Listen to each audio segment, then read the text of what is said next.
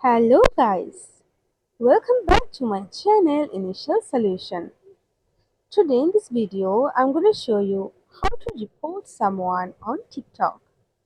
So go for your TikTok app and select that person whom you wanna uh, report.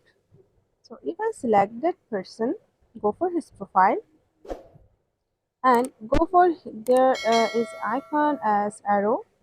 So click on it and go for report here. Now you can just report this content, or otherwise just you can report that account. If I go for a report account, you can select a reason from here, otherwise go for other. So I'm just go for other, and now you have to just submit it. So when you are submitting that person report, so you have just reported that person. So this is how you can report someone on TikTok.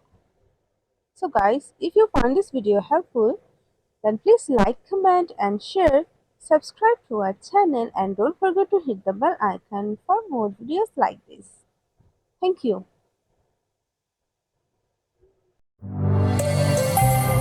This video is sponsored by Zerosoft. Zerosoft offers graphic design, UI UX design, digital marketing, and web development. Elevate your brand with Zerosoft today. For more details, check the description box.